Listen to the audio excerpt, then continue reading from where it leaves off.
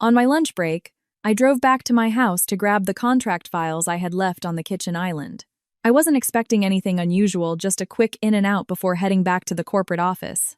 But the moment I unlocked the front door, a strange, suffocating stillness hit me so sharply it felt as if the house were exhaling a breath it had been holding. Then I saw it. My sister's SUV was parked haphazardly in my driveway. The hallway sconces were on, even though I had distinctly turned them off that morning. And upstairs, upstairs I heard the faint, echoing rush of water running in my master bathroom. My bathroom. The same one my fiancé used every single morning. That was the exact second my stomach plummeted. The exact second the world I knew began to fracture beneath my feet. Because deep down I already knew, even before I heard the soft, breathy laughter filtering through the steam. My sister was in my bathtub, and my fiancé was in there with her. I froze at the bottom of the staircase, listening to the rhythmic splash of water against porcelain, mingling with low voices his deeper octave. Her soft, breathless replies. I didn't want to believe it. My mind scrambled, begging for a logical explanation. Something, anything, that didn't involve ultimate betrayal. But my heart raced ahead because it knew the truth before my brain allowed the thought to fully form. Something inside me snapped. Not violently, not dramatically, but quietly, like a thread snapping inside a cashmere sweater you've worn for years. I took a breath so slowly it felt foreign, and I began to climb the stairs. On the third step, a memory flashed. This morning, when Thaddeus had kissed my cheek, holding his travel mug, telling me he loved me. On the fifth step, I thought of Cressida laughing with me over mimosas at brunch last Sunday, her hand resting over mine as if she were the best sister in the world. By the time I reached the landing, I was no longer thinking. I was simply stepping into the exact moment that would divide my life into a before and an after. The bathroom door was cracked open just enough for a lazy tendril of steam to curl out into the hallway. I could see the fogged vanity mirror, the glare of the soft white recessed lights, and the edge of the freestanding tub. My hand pushed the door before I could talk myself out of it, swinging it wider. There they were. Thaddeus was leaning back against the porcelain, his arms stretched comfortably along the edges of the tub, his wet hair plastered to his forehead. Cressida was sitting between his legs, her bare shoulders slick with water, her fingers tracing idle patterns on his chest like she owned him. They were laughing at something, some private joke, until Cressida's head tilted and her gaze caught mine in the vanity mirror. Her smile froze first. Then Thaddeus's followed as he turned, spotting me standing in the doorway like a ghost they had accidentally summoned. For a long, agonizing moment, none of us spoke. The water swirled around them, the steam curling upward, beads of moisture gliding down their skin. The entire scene was obscene in its intimacy, painfully familiar and horrifyingly alien. Cressida's voice broke first. "Callie, this isn't—" "Do not move," I said. Even I didn't recognize the terrifying calm in my own voice. It cut through the humid room like cold steel. Thaddeus's mouth opened, but no sound came out. His eyes were wide with disbelief. No, not disbelief. Panic. I stepped forward and reached for the small, vintage brass key hanging by the towel rack. We never used it. Until now. I pulled the door shut right in their stunned faces and turned the lock. The metal clicked with a sound so sharp it unlocked something deep within me. "Callie!" Cressida shrieked from the other side. "What are you doing? Let us out!" Thaddeus pounded his palm against the solid wood. "Calliope, don't be ridiculous. We can talk about this, right? You will stay exactly where you are," I said, backing away from the door with an unnatural stillness. I walked into my master bedroom, pulled the door shut, and grabbed my cell phone with hands that were far too steady. My body felt like it was floating, my heartbeat strangely distant. I scrolled through my contacts until I found the name I needed. Vance Sterling, my sister's husband, the architect who trusted her completely. The man whose entire universe was about to collapse. He answered on the second ring, cheerful, completely oblivious to the devastation brewing beneath his feet. "Vance," I said softly, "I need you to come to my house right now." A beat of confusion. "Is everything okay?" "No," I said, "but you need to see this for yourself."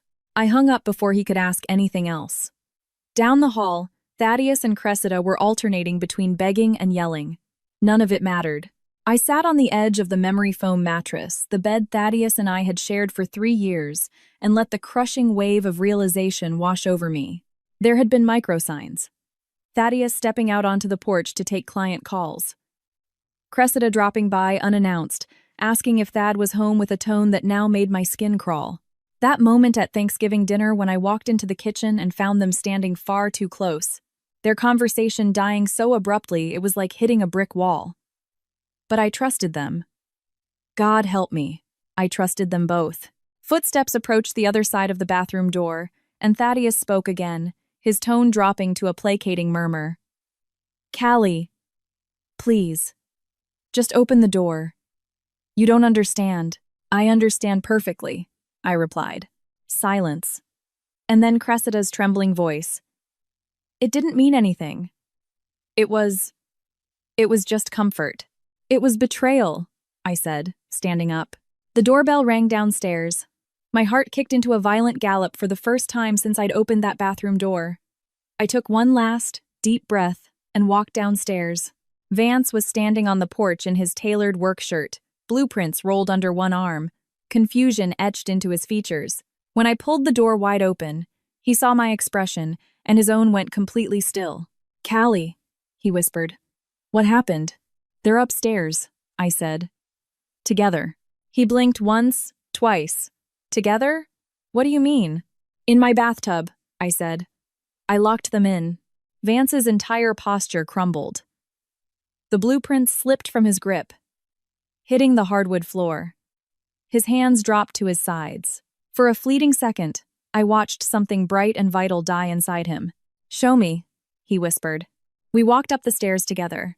Neither of us spoke. On the landing, he heard Cressida's voice filtering through the wood, her frantic pleading, her raw panic, and something in him completely shattered. He reached for the brass doorknob, but I grabbed his forearm.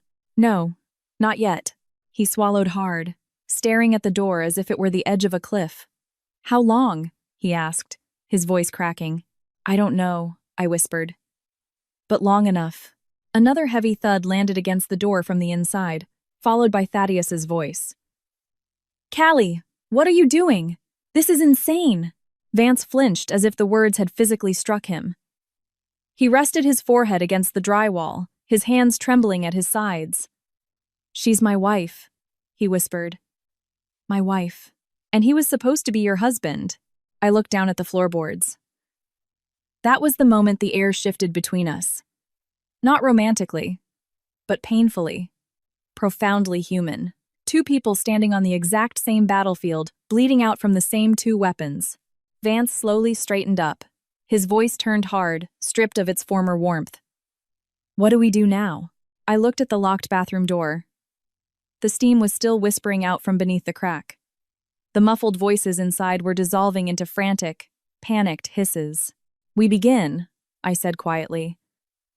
For the first time since I'd found them in the water, I felt something new rising in my chest. Not rage, not grief, but a kind of razor-sharp clarity that almost burned. This wasn't the end of anything. It was the beginning, the moment my life was ripped wide open, finally making room for the woman I was destined to become. Vance didn't breathe for 3 full seconds. His eyes remained anchored to the closed door, as if staring hard enough could force reality to rewrite itself, undoing what neither of us could unsee. The splashing sounds of water had stopped, replaced by the frantic rustle of towels and low, panicked arguments. Their voices bled through the cracks high, desperate, guilty. He turned to me slowly, his voice hollow. Calliope, my wife is in there with your fiancé. My sister, I corrected gently. Your wife is my sister, Vance. His chest rose and fell in jagged breaths as he stepped back, leaning his weight against the hallway wall. No, Cressida wouldn't. She couldn't. I wished I were wrong. He kept shaking his head, as if denial alone could reverse the nightmare.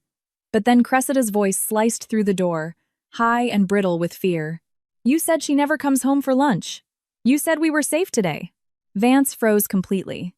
His pupils dilated, and his lips parted as if the oxygen had been punched from his lungs. That was the moment the truth truly settled, a brutal, final, earth-shattering truth. This wasn't an accident. This wasn't a drunken mistake. This wasn't a fleeting temptation. It was a calculated, scheduled routine, relying on the assumption that I would never walk through my own front door. A wave of white heat spread beneath my skin. Not rage, not yet, but the kind of absolute clarity that arrives right before an explosion. Vance swallowed hard, staring at the door like a man watching the burial of everything he believed in. "She's been doing this." "Here." His voice broke on the last word. "In my house," I whispered. "In my bathtub. And with him," he added, the shock slowly morphing into a bitter, dark realization. Inside, Thaddeus hissed in response. "You're the one who begged to come over today. We should have waited until tonight, like usual." Vance flinched. "Tonight," he repeated, unable to mask the sheer devastation in his tone. I stepped closer, placing a firm hand on his arm. "You aren't mishearing things." He exhaled a shaky breath, his eyes burning with awful comprehension. Then, he stood up straighter, his shoulders locked into a fragile but growing resolve. "I need to know how long this has been going on." "Me too." My voice was quiet, too quiet, and that worried me more than if I had been screaming. I knew that calm. It was the stillness that comes right before a hurricane realizes it no longer needs to be loud. I walked into my bedroom and pulled open the nightstand drawer where Thaddeus always left his phone when he showered. It wasn't there.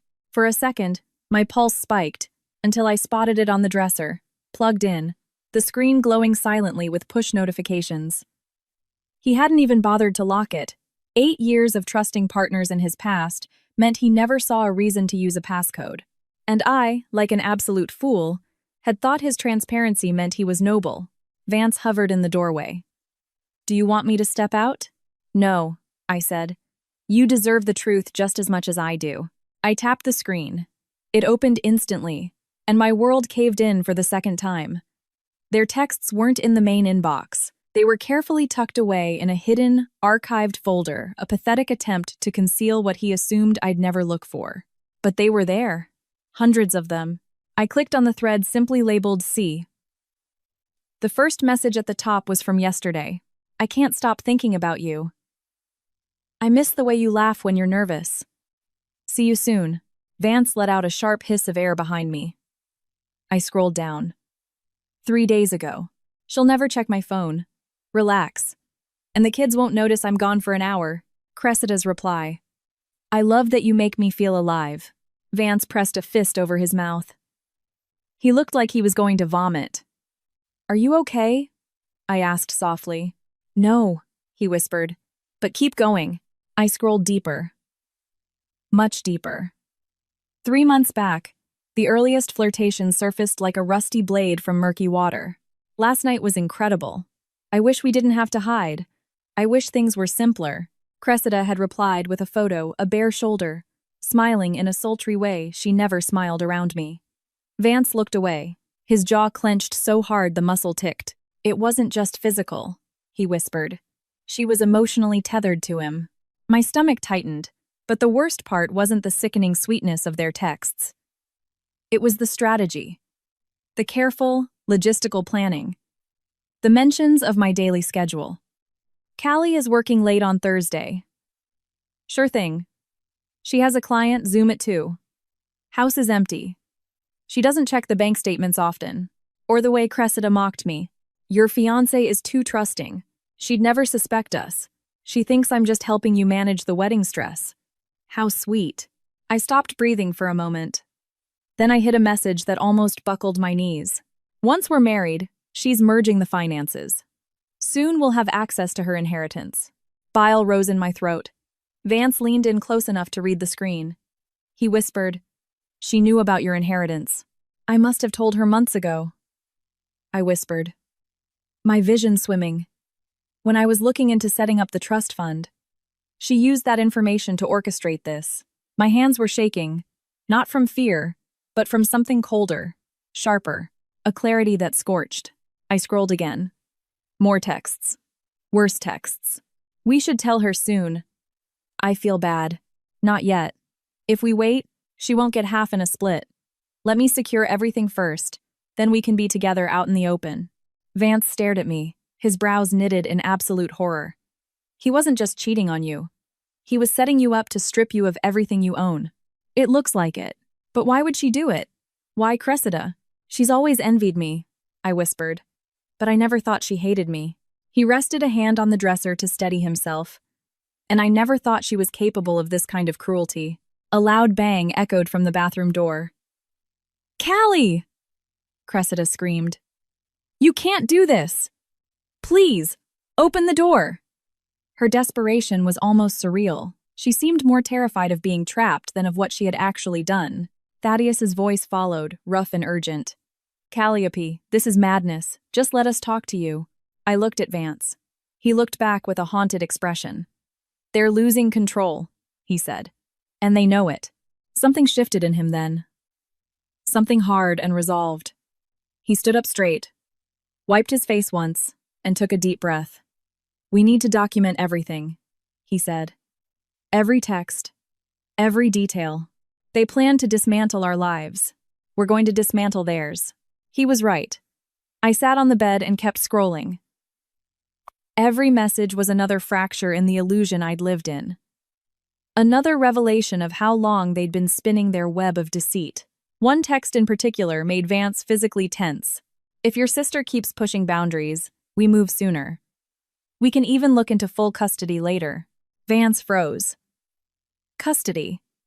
Custody? She wanted my kids. She wanted your life, I said quietly, just like she wanted mine. His face flushed with disbelief and absolute fury. She would have ripped my children away from me.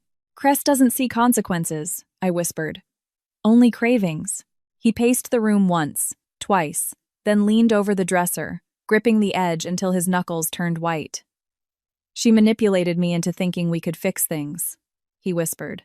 She held my hand 2 nights ago and told me she wanted to rebuild our marriage in couples therapy. And then she came here the next day, I said, with my fiancé, and planned a future with him, he added, and planned to rewrite our lives without us in them, he finished.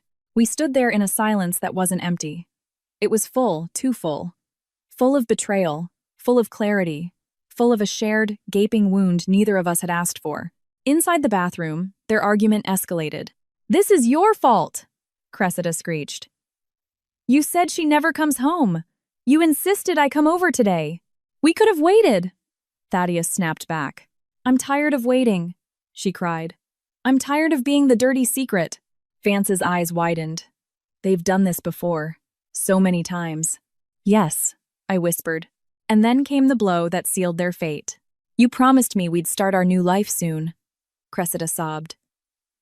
Vance inhaled sharply. I closed my eyes. When I opened them again, something inside me had anchored itself deeply into my bones. I looked at Vance. We need to record whatever else they say. He nodded. I launched the voice memo app on my phone and set it on the floor just outside the bathroom door. Do you know what hurts the most? Vance whispered. I didn't see any of this. I thought we were rebuilding something. I didn't see it either, I said, because we loved people who didn't love us back. He let out a long, shaky exhale. So, what do we do now? I straightened up slowly, feeling the weight of my own spine rooting me to the floor. Now, I said, we take control of the narrative. He nodded once, his jaw tight with conviction. And we make sure, I added, that they can never take anything from us again. Vance looked at me with an expression I can only describe as recognition, like he was witnessing the birth of something neither of us knew we were capable of. Somewhere behind that locked door, my sister whimpered. Thaddeus cursed under his breath. Their panic filled the hallway like a thick, suffocating fog. But out here, standing next to Vance, with the truth gleaming cold and sharp in my hands, I felt something powerful ignite. Not vengeance, not rage, a reclamation. A return to myself, a new beginning born from a bathtub full of lies. And this time, I wasn't going to play nice. I stood in the center of my bedroom with Thaddeus's phone in my hand, the screen glowing with the kind of truth that slaughters entire futures. Vance hovered near the door, his arms crossed tightly over his chest, as if holding himself together required physical containment. The air felt thick enough to choke on, heavy with the steam from the locked bathroom and heavier still with betrayal. I scrolled back to the messages about the inheritance, reading them again, because a naive part of me still wanted to believe my eyes were glitching. They weren't. Once we lock everything down, we can make our move. She'll sign whatever I put in front of her after the wedding. A deep chill slid under my skin. Vance stepped closer. Callie, what exactly did they mean by the inheritance? I hesitated. Saying it out loud made it terrifyingly real. My grandparents left me a portion of their estate, savings, a share of my dad's logistics company, and the deed to the lakefront property in upstate New York. Vance blinked slowly. And Cressida knew all this.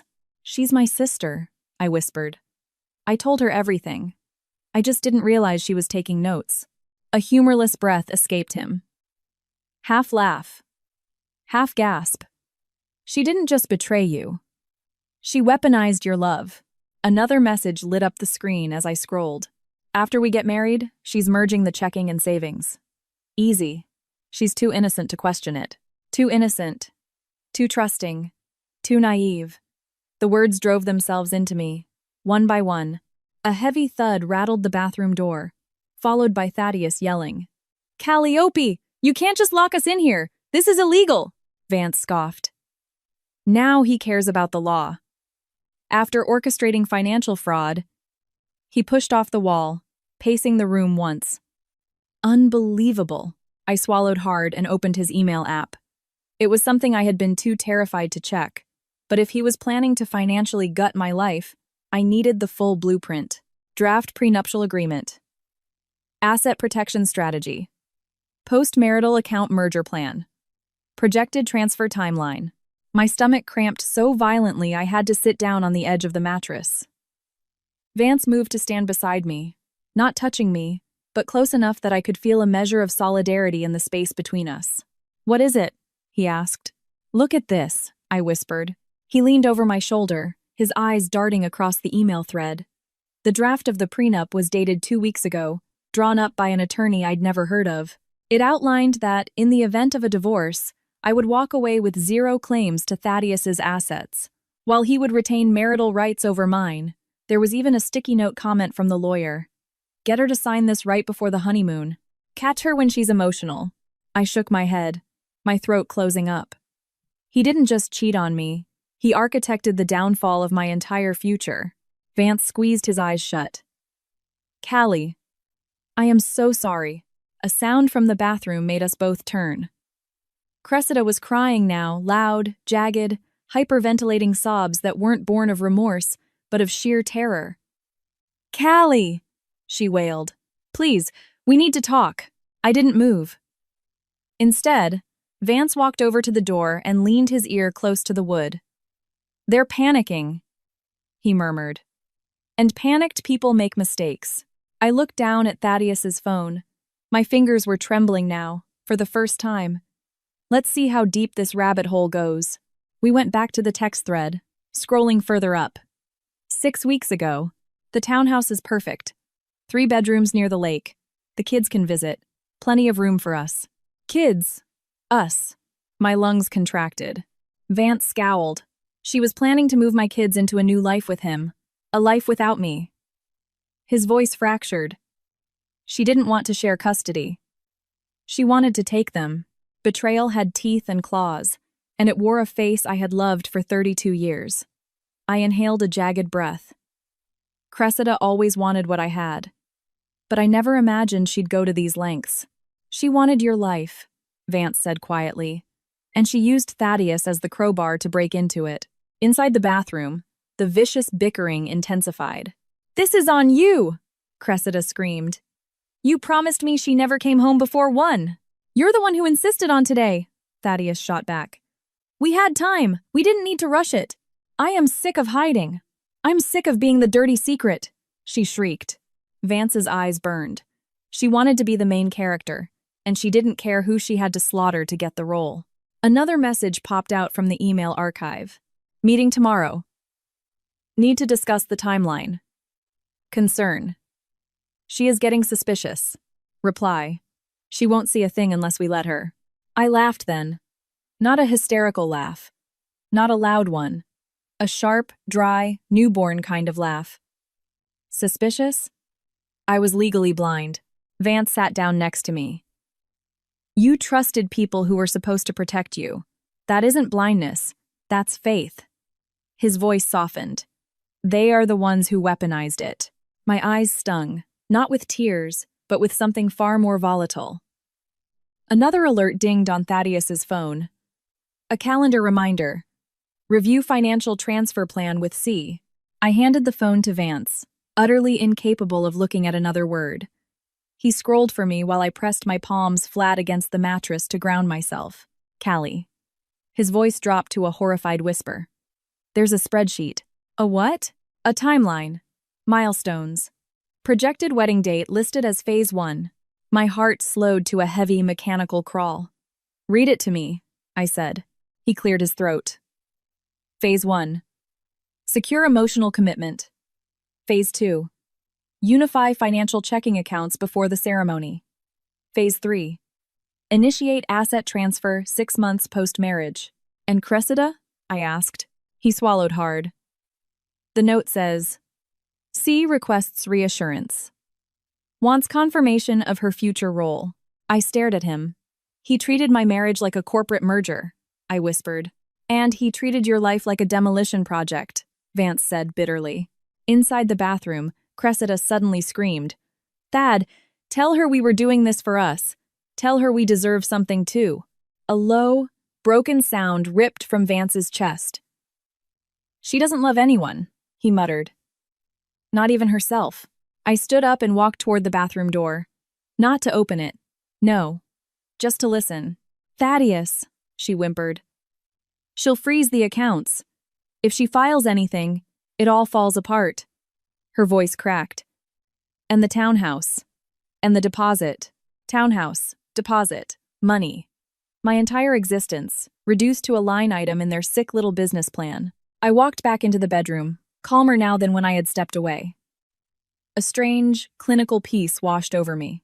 No, not peace. Numbness? No. Clarity. Vance, I whispered. This wasn't just an affair. It was a conspiracy. Yeah, he said. All documented. All planned. And all exposed, I added. He nodded. We stood there together. Two people obliterated by the exact same betrayal. And something shifted between us. Not romance. Not attraction. Something much quieter. A shared trench. A shared truth. So, what now? He asked. I looked at the locked bathroom door, listening to the sound of my sister's pathetic sobs and Thaddeus's frustrated pacing, both of them unraveling. Now, I said. We build everything they tried to tear down. He nodded slowly. I'm with you. And we hold them accountable, I added. They won't see it coming, he said. I opened the leather-bound notebook on my nightstand, blank pages, staring back at me like a wide-open future. I wrote, Step 1. Document everything. Step 2. Protect all assets. Step 3. Confront with evidence. Step 4. Take back control. The pen didn't tremble once. Vance exhaled. Calliope. You are stronger than you think. I didn't smile. Strength wasn't a feeling. It was a choice. A choice I hadn't been afforded the luxury of making until today. Behind the door, my sister wailed louder. Thaddeus pleaded. Their voices couldn't reach me anymore. I closed the notebook and looked at Vance with a steadiness that shocked even me. They planned my destruction, I said quietly. So now, we plan their downfall. He nodded once, firmly. Together. I turned back to the hallway, back toward the muffled chaos behind the locked door, toward everything that had shattered me. And for the first time, I felt the pieces rearranging themselves not back into who I was, but into who I was always meant to be. The noises behind the bathroom door had mutated. It was no longer laughter, and it wasn't even pleading anymore. It was raw, escalating panic, the exact kind that confirmed just how guilty they were. Thaddeus's voice cracked first, high and anxious. Calliope, you can't just hold us hostage in here. Open this damn door, Cressida shrieked right behind him. Callie, please. We have to explain. Vance and I stood on opposite sides of the hallway, the silence between us infinitely louder than their noise. He watched me as if waiting to see if I would finally break, but there was nothing left inside me that could be broken. I had already broken the second I found them in the water. Everything that came after was simply reconstruction. I looked down, opened the voice memo app on my phone, and hit record. I set it gently near the base of the door. Vance's eyebrows raised in silent approval. If they're going to confess, I said softly, they're going to do it on tape. Inside, their argument grew vicious. This is your fault, Cressida screeched. You said she never came home for lunch. I didn't know she'd forget her contract files. Thaddeus yelled back.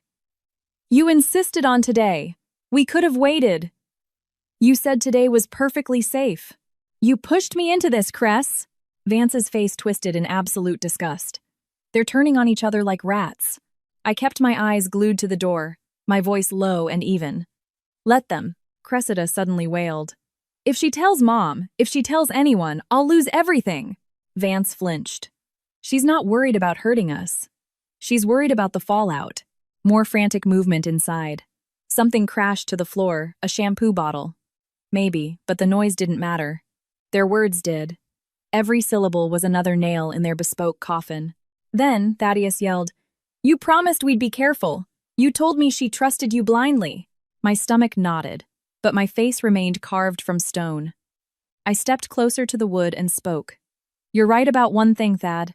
They both froze instantly. The sudden silence was so absolute it vibrated. My voice was steady, ice cold. I did trust her. And I trusted you, which is exactly why this is never going to end the way you want it to. Cressida whimpered. Callie, please. We didn't mean to.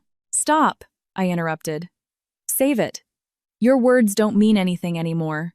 I could practically feel them shrinking on the other side of the door. Vance stepped up beside me, his arms crossed tight. They deserve everything that's coming. Cressida called out sharply. Vance? Is Vance out there? Vance leaned in close to the door. How long has this been going on, Cress? She didn't answer at first, but then the sound of her crying deepened into something pathetic and childish. I don't know. Don't lie, Vance said, his voice slicing through the air like a whip. You lied to me for months. Do not do it again. Silence. Then, 3 months. She choked out between sobs. Maybe longer. Vance's jaw locked. Longer, he repeated softly, confirming what the text messages had already told us. I stepped away from the door and walked over to the hall console where Thaddeus always dropped his wallet. I picked it up, flipped it open, and dug through the receipts. Not because I needed more proof, I had plenty, but because I needed to map the exact geography of his deceit. Vance stood next to me. Find something? I pulled out a folded hotel receipt. The Grandoria Hotel. Luxury suite. 2 guests. Billed to his Amex. Vance's jaw dropped.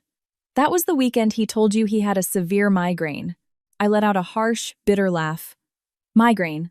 Right. I dug into the wallet again and found another slip of paper. This time a hastily scribbled note in Cressida's distinct handwriting. Tomorrow, lunch. Back door unlocked.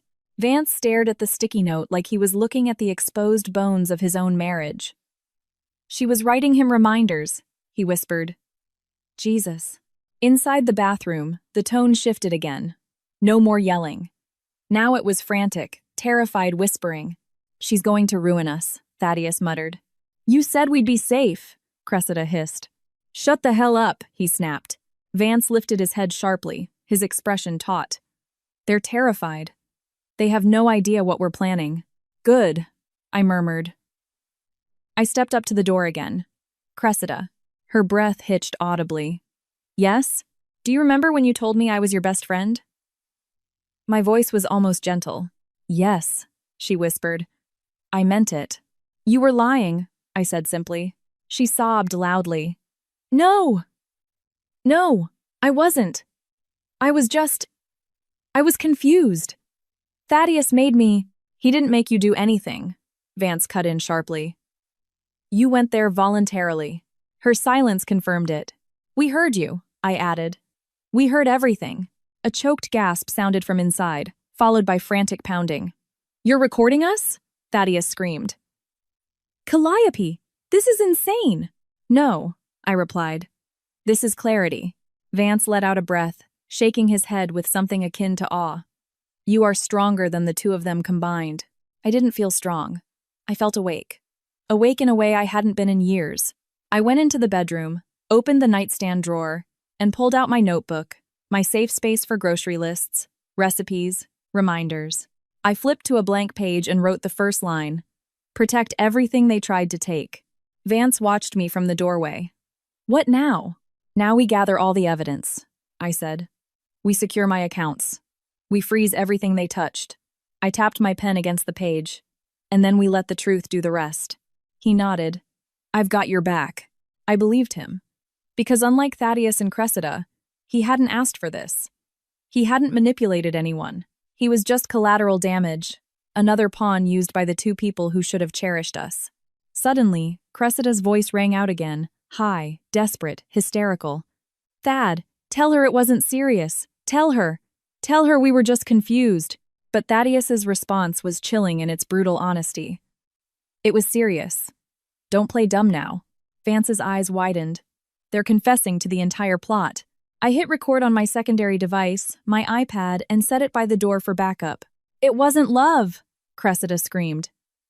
It was supposed to be perfect. After the inheritance, after we moved into the townhouse, Vance tensed. Townhouse. She admits it. And the inheritance, I murmured. She just said it out loud. Then Thaddeus shouted, We wouldn't have needed her money if you weren't so damn impulsive. The hallway went dead silent. Callie, Vance whispered. They were banking on you financially. They were building a life on your assets. And yours, I added. He nodded once. What followed from inside the bathroom was the most damning exchange yet. Cressida wept. You promised we would get it all. You promised we'd be together once she signed the prenup papers. I didn't promise you a damn thing, Thaddeus snapped. You were the one who kept pushing for more. You said I was better for you than him. I said that to get you to stop whining. Vance looked utterly stunned. They are eating each other alive. Good, I whispered. Let them tear the truth out of each other. He leaned back against the wall, exhaling a shaky breath. What's your next move? I met his eyes. Control. Of what? Of everything. I walked away from the door toward the bedroom window, where the afternoon sun was pouring in warm, golden, soft, in stark contrast to the hurricane raging inside me. I am done being helpless, I said quietly. I am done being the woman they thought they could blindfold. Vance stepped closer, his voice steady. And what kind of woman are you now? I looked down at the notebook page, the one who decides what happens next. Behind me, Cressida slammed a hand against the door. I didn't turn around. You were my sister, I said. Her crying grew louder, messier, hollow. Thaddeus's muttered curses echoed faintly behind her. They were falling apart. And for the very first time, I realized that I wasn't anymore. Vance looked at me with a mix of deep admiration and sorrow. So, what now? I closed the notebook, picking up my phone with quiet certainty. Now, I said. I call my attorney. Vance nodded. Good. Let's end this. As I walked out of the bedroom, leaving the locked bathroom behind us, I felt a sensation that almost startled me. Power. It didn't roar. It didn't burn. It just settled into my bones like a truth I had been waiting my entire life to discover. Octavia Thorne arrived at my house with the kind of imposing, quiet presence that made you believe a hurricane could be navigated with a single conversation. She walked in without hesitation, her structured leather briefcase in hand, her silver hair pulled back into a sleek chignon, her gaze sharp enough to cut right through the panic boiling upstairs. Vance closed the front door behind her, and for a moment, the world seemed to pause. Tell me everything, she said simply. I didn't waste a second. I handed her Thaddeus's unlocked phone, already opened to the archived text threads that had nuked my life. She adjusted her designer reading glasses and scanned every line with measured precision. She didn't react like a friend would with outrage or shock, but with the analytical mind of someone building a prosecution brick by brick. Vance pointed toward the ceiling. They're still in the master bath, he said, locked in. Octavia raised a single, perfectly sculpted eyebrow. Good. Less opportunity for them to destroy evidence. Inside the bathroom, the muffled arguing flared up again, as if they sensed reinforcements had arrived.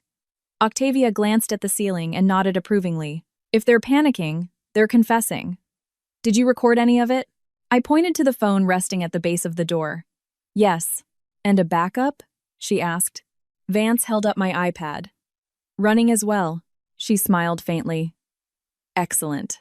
She scrolled further through Thaddeus's messages, pausing on the references to my trust fund and the lake house, then moved to the archived emails. When she hit the draft of the prenuptial agreement, her expression hardened into granite.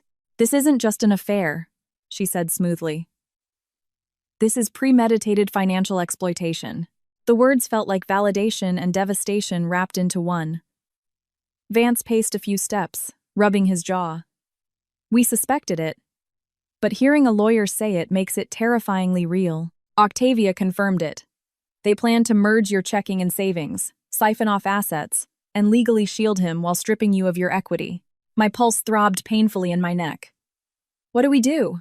We protect your inheritance first, she said, and we use their panic to secure more evidence.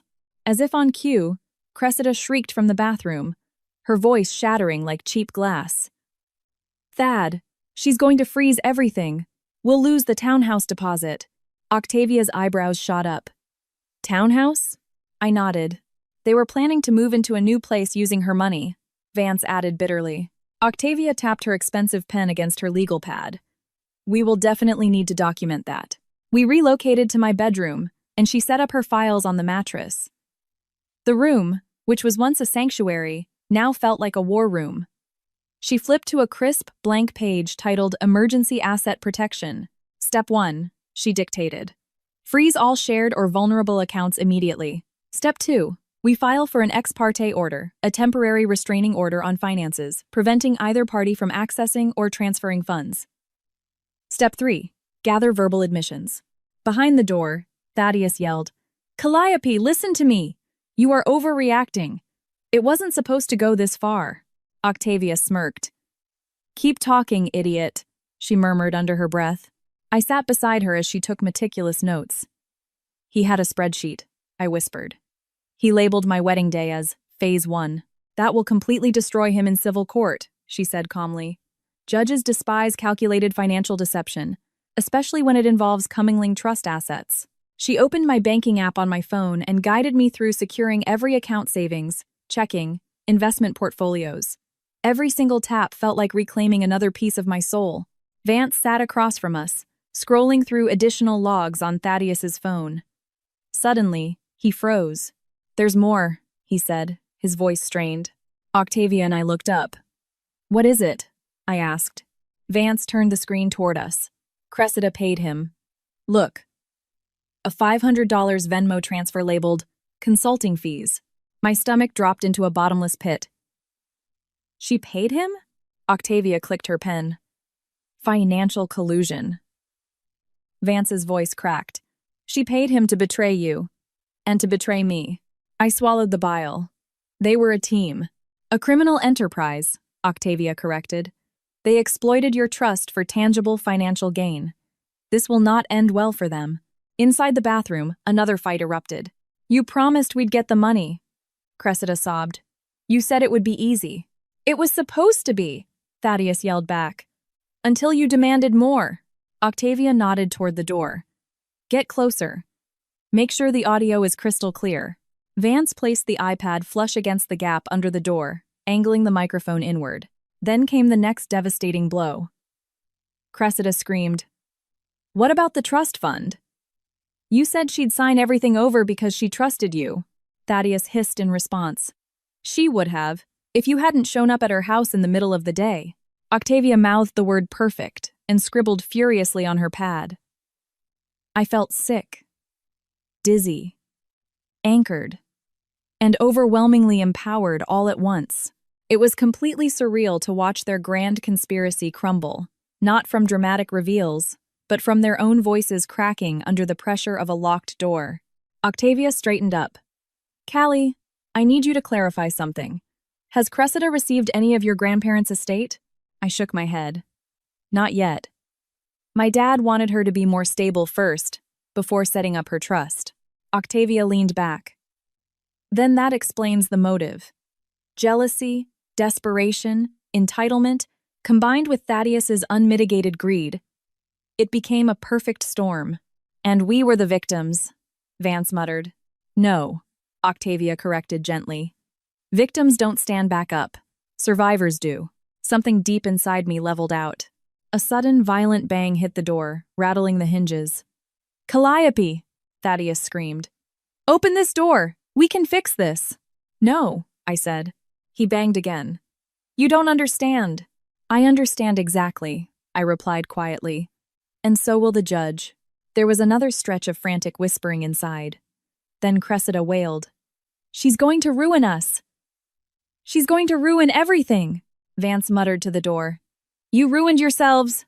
Octavia stood up and approached the door with a composed, predatory expression. Thaddeus called out, his tone shifting to something sharp and professional.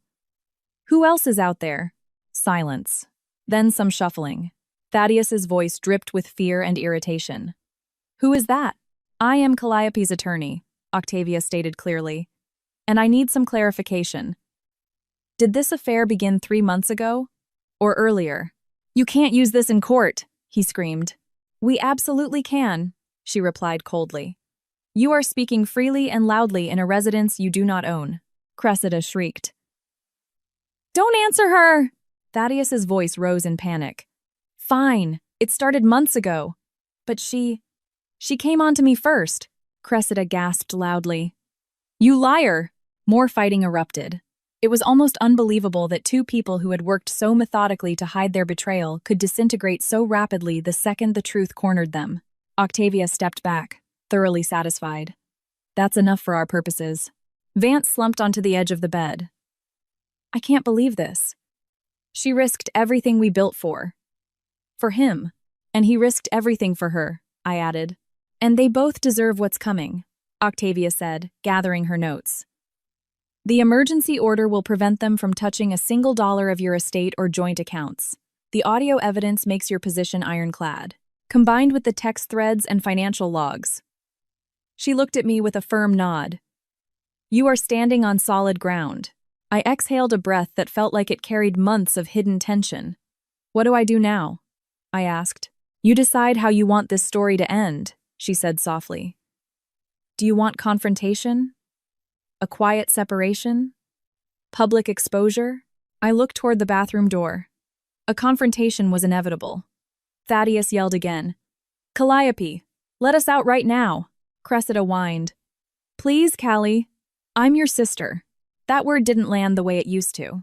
Vance looked at me. What do you want, Callie? I closed the notebook on my lap. The pen lines were still fresh. Written moments ago when I hadn't fully grasped the depths of their depravity. But now? Now I was ready. I want them to face what they did, I said, completely unapologetic. Octavia nodded in approval. Then we set the stage. She snapped her leather binder shut with a decisive click. Once you sign the TRO, everything changes. Vance stood right beside me. I'm with you every step of the way. I looked at the door one last time, listening to the escalating panic inside, the spectacular unraveling of the lies they had crafted so meticulously. And for the first time since this nightmare began, I felt something massively powerful take root in my chest. Control. Strength. Let's do this, I said. And in the hallway, the house seemed to hold its breath, waiting for the moment everything would permanently change. Vance stood by my side as Octavia finished drafting the emergency paperwork. The wireless printer hummed in the corner of my home office, spitting out the pages that would alter the trajectory of everything Thaddeus and Cressida had mapped out. The faint smell of hot toner and paper filled the room strangely comforting amidst the chaos. When Octavia handed me the packet, my hands didn't tremble.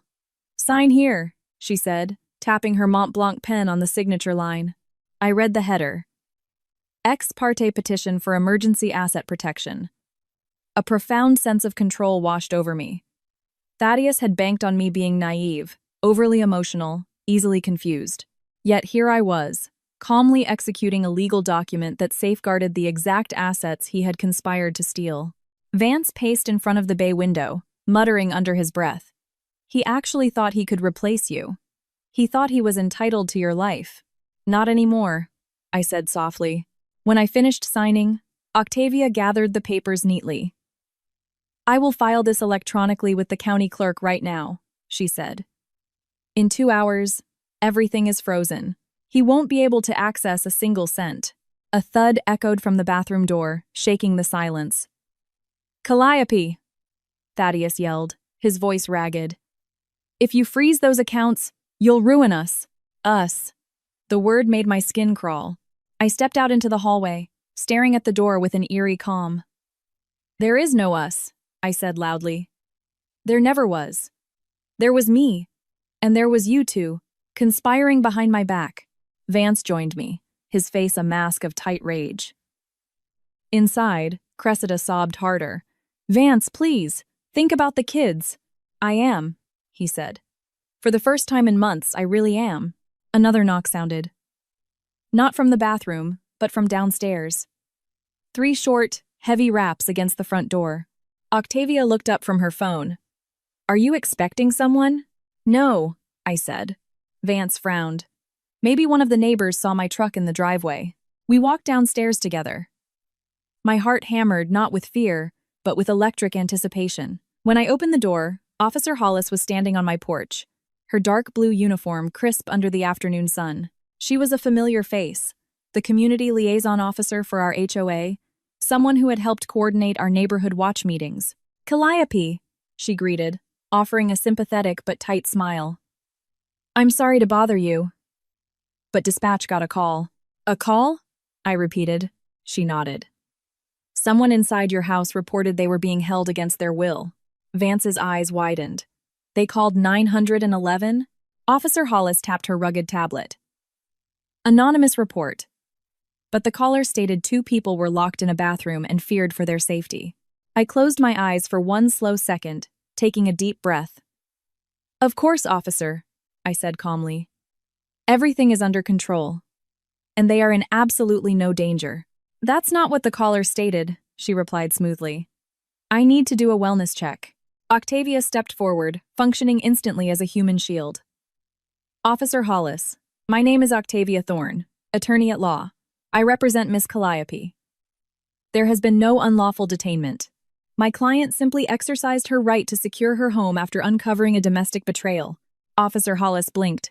Betrayal? Octavia lowered her voice to a professional murmur.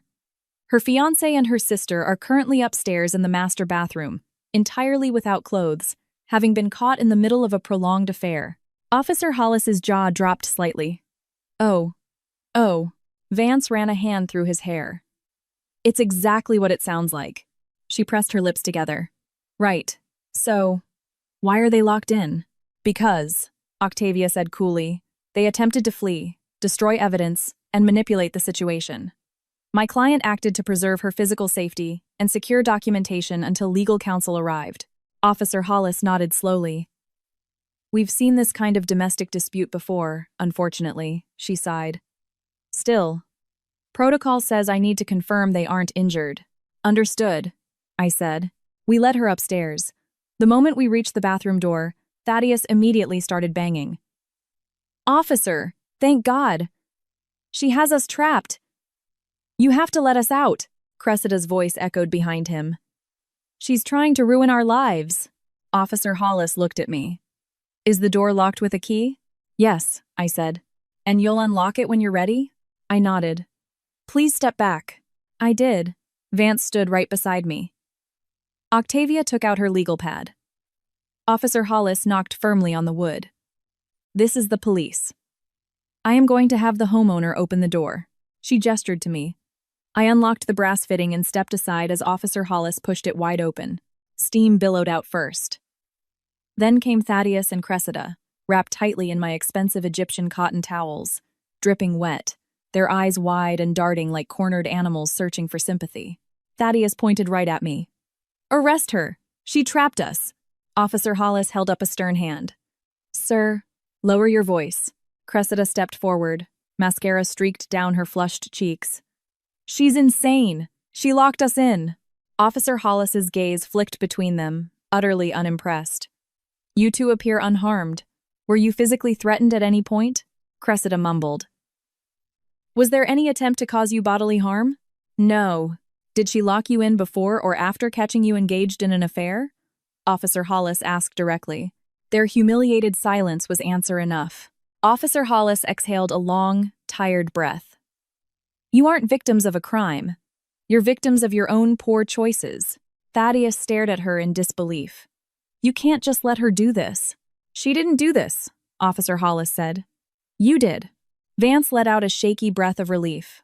Octavia spoke next. Officer, we would like them permanently removed from the premises so Miss Calliope can proceed with securing her property. Officer Hollis nodded. Absolutely. Cressida's jaw dropped. Removed? You can't kick me out of my sister's house. No, I said coldly. But I can ask you to leave. I have every right to. This is my family's house too, she retorted. This is my house, I reminded her. You forfeited your right to be here when you chose to violate it. Thaddeus reached toward me, his eyes pleading. Callie, please, don't do this. We can fix it. Officer Hollis stepped smoothly between us. Step back, sir. He froze. I looked at him, searching for the man I had once loved, but all I saw was a pathetic stranger wrapped in a towel, shivering with fear. You didn't break my heart, I said. You set me free. His face fell in absolute defeat. I turned to Cressida. You were my sister. I still am, she sobbed. No, I whispered. You're not. That finally broke her. She slumped against the marble vanity, sobbing uncontrollably. Octavia cleared her throat. Officer, please escort them outside while they dress. We will retrieve their clothing. Thaddeus glared at her. You can't force us to leave. Officer Hollis crossed her arms. Sir, I can. Or I can arrest you for disturbing the peace and trespassing in a residence you have been explicitly told to vacate. Your choice. Both of them went dead silent. Minutes later, after Vance threw their clothes into the bathroom and the officers stood guard, Thaddeus and Cressida were escorted downstairs. Before walking out the front door, Thaddeus looked back at me, his eyes glassy. Calliope, please. I love you. It was almost laughable. You loved what you thought you could take from me, I said. Vance stepped up, a constant, steadying presence. Time to go, he told them. Officer Hollis guided them out. When the heavy mahogany door finally clicked shut behind them, the house fell into a silence that hummed with something entirely new. Not betrayal. Not anger. Reclamation. Octavia placed a reassuring hand on my shoulder. You handled that with far more dignity than they deserved. I didn't feel proud. I didn't feel victorious. I just felt free. Vance's voice was soft when he spoke. Are you okay? I nodded slowly. Not yet, but I will be. He offered a small, exhausted smile. We both will be. Octavia gathered her files. The next step is enforcing the court order and preparing for the inevitable fallout. Are you ready for what comes next? I looked down the empty hallway. The bathroom door was still ajar, the steam fading like ghosts finally abandoning the house. Yes, I said, and for the first time the word felt like absolute truth. I'm ready. The moment the front door closed behind Thaddeus and Cressida, the house exhaled, as if it had been holding its breath through every scream, every confession, every lie. The silence settled in, thick and trembling, like the dust after a building demolition. I stood in the middle of the foyer, staring at the empty entryway where they had just been escorted out, and felt an unexpected wave of vertigo wash over me. Vance noticed immediately. Sit down, he said gently, guiding me toward the living room sofa.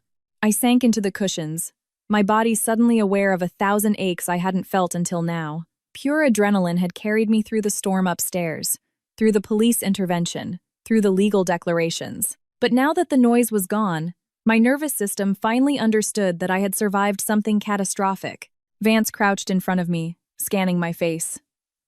It's hitting you now, he said softly. It always hits after the shock wears off. I took a slow, deliberate breath. I'm fine. You're in shock, he repeated, firmer this time. Anyone would be. Before I could argue, Octavia walked in from the dining room, her briefcase tucked under her arm. Calliope. You need to hydrate, she instructed pragmatically. Adrenaline depletes you faster than heat. Vance stood up instantly and walked to the kitchen. I could hear the faucet running, a glass filling. When he returned, he placed it in my hands as if I were something fragile. I took a long sip. The water tasted like clarity. Octavia sat in the armchair across from me. Now that they are physically gone, we move to phase 2. I blinked. Phase 2? She nodded. Public protection. Professional protection. Emotional insulation. This is where you fortify everything they tried to tear down. Vance sat beside me, clasping his hands together. We're doing this together. For a moment, I couldn't speak. I just listened to the quiet hum of the refrigerator, the soft creak of the house settling, the faint echo of my own heartbeat finding a calmer rhythm. Then I whispered, "Start with what I need to do next."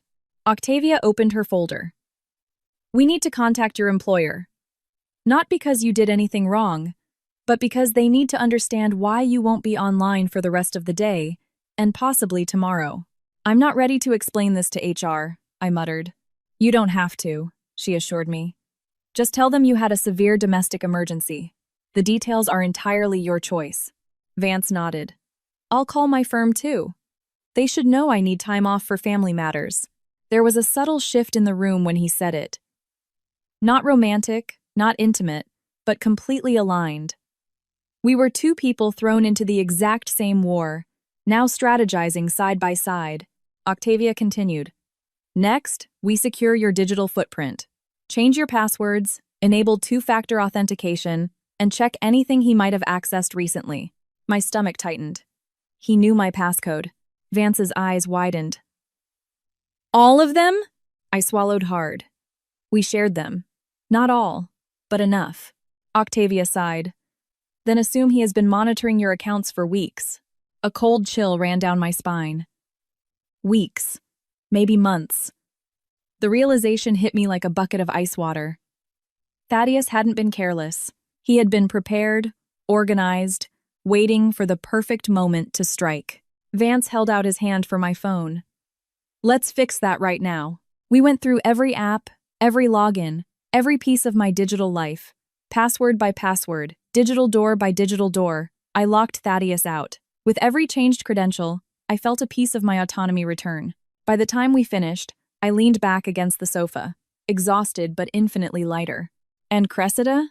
I whispered. Vance's expression hardened. "She'll go straight to your mother's house. She'll cry.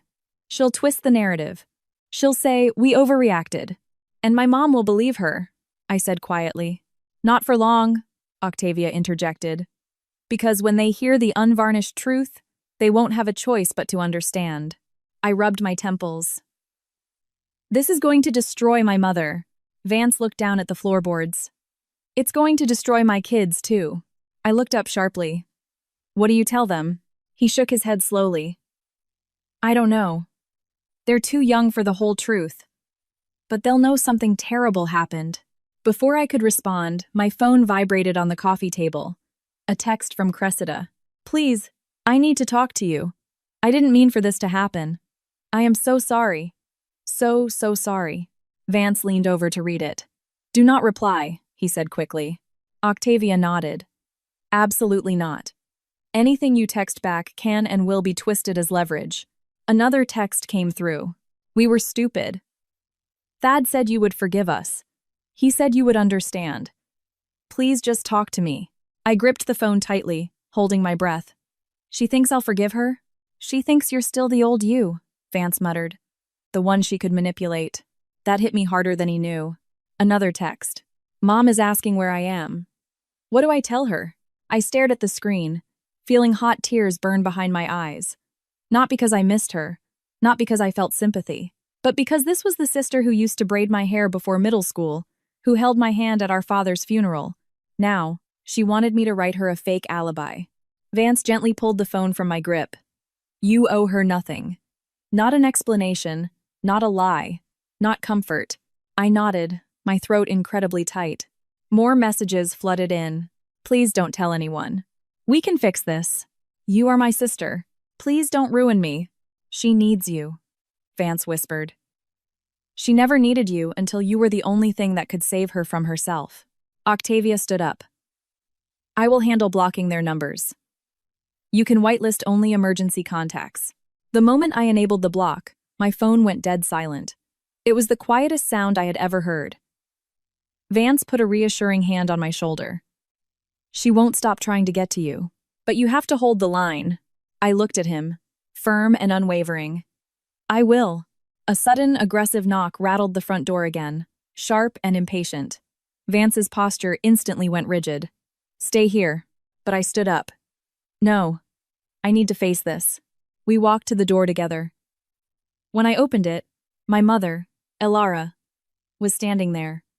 Her hair was slightly disheveled, her eyes frantic, her face flushed with maternal panic. Callie! She exclaimed, grabbing my forearms. Cressida called me crying hysterically. She said something terrible happened. What did you do? What did they do? Just like that, the familiar grief surged up my throat.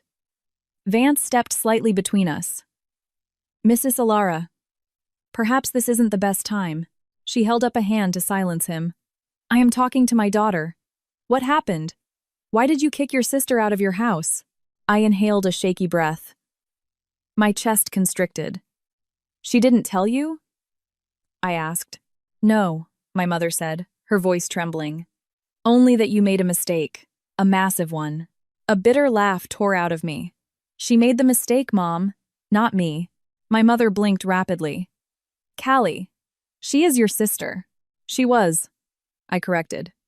And then she got into my bathtub with my fiancé. The porch went completely silent. My mother's face crumpled. Her eyes widened in absolute horrifying disbelief. She... What? In your house? Today? Her knees practically buckled. Vance caught her by the elbow, steadying her.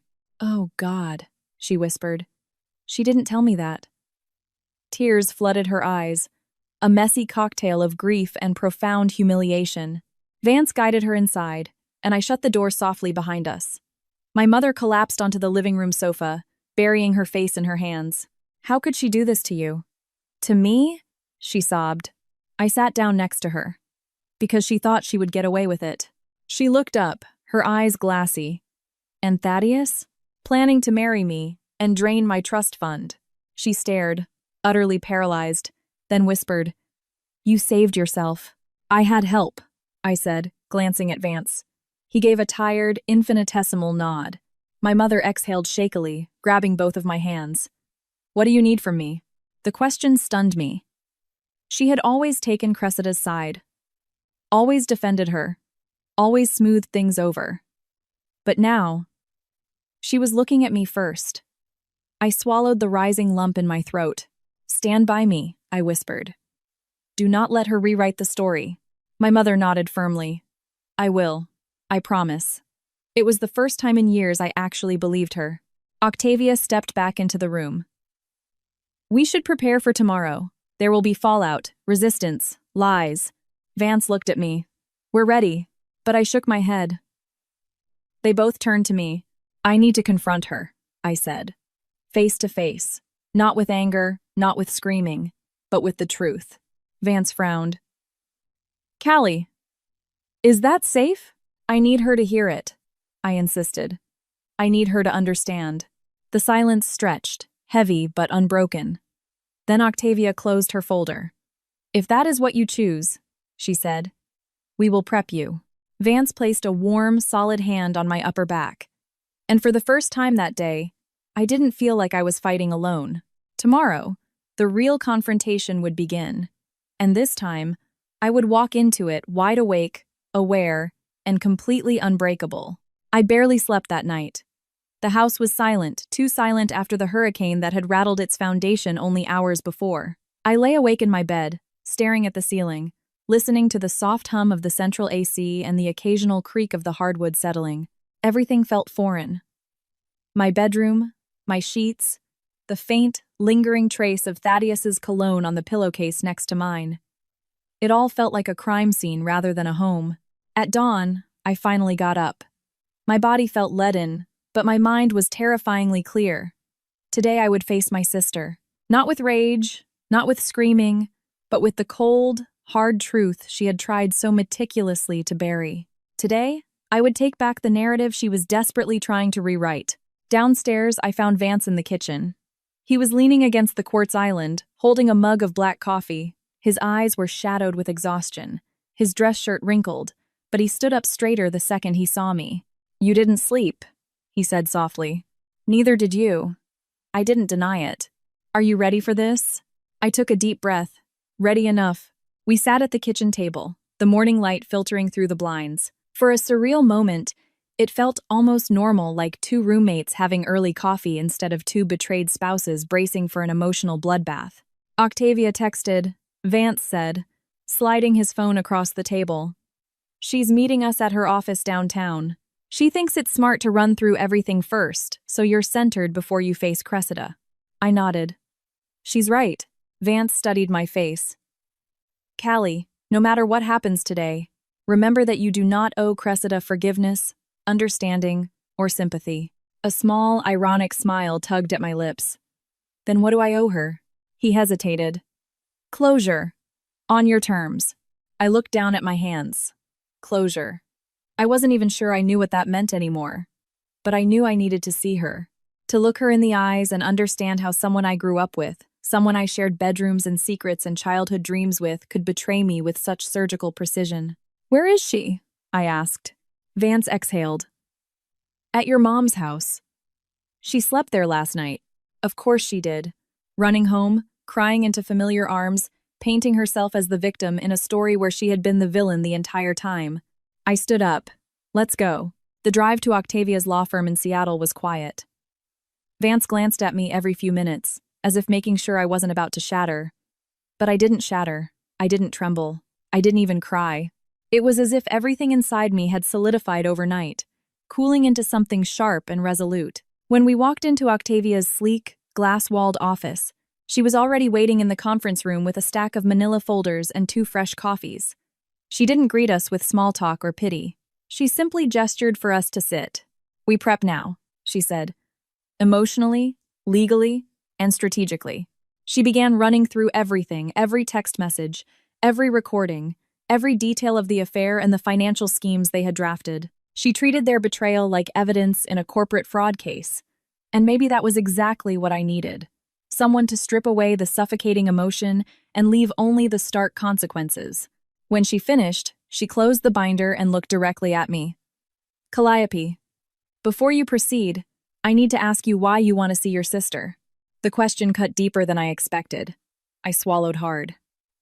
"Because I need her to hear the truth," I whispered. "Not the version she's trying to spin. Not the lies she's already telling. I need her to know the exact damage she caused." Octavia nodded, but didn't speak. "And what do you want from her?" I didn't answer immediately. The truth was still taking shape in my chest. "I want her to understand that she didn't break me," I finally said. "She tried. They both tried. But she failed." Vance let out a breath, a small, proud sound. Octavia closed her folder. "Then let's prepare for her manipulation." She listed the tactics Cressida would likely use. The tears she would weaponize, the excuses she would cling to, the histories she would twist, the blame she would deflect. "You must remain neutral," Octavia warned. "If she senses guilt, she will exploit it. If she senses doubt, she will pounce. If she senses pity, she will rewrite the narrative. Hold your power." I nodded, absorbing every single word. When we left the office, my heart hammered with an unfamiliar rhythm. Not anger, not vengeance, but absolute clarity. Vance drove us to my mother's house, a modest craftsman in the suburbs with a white wraparound porch and a hydrangea bush Cressida and I had planted as teenagers. The bush was in full bloom now, bright and alive, mocking the rot that had grown between us. As soon as Vance put the truck in park, my mother hurried out the front door, her face pale, her hands wringing nervously. "Callie," she breathed. "She's inside. She's been crying all morning." Vance muttered. "I'm sure she has." I stepped forward. "Mom, I need space. Let me talk to her alone." She hesitated, visibly torn between protecting one daughter and comforting the other. Finally, she nodded. "I'll stay in the kitchen." Vance squeezed my shoulder. "I'll be right out here on the porch." When I walked into the living room, Cressida was sitting on the sectional sofa, her legs tucked beneath her, wrapped in a throw blanket like a frightened child. Her eyes were red and swollen. She looked smaller than I remembered, but not innocent. The moment she saw me, she burst into tears.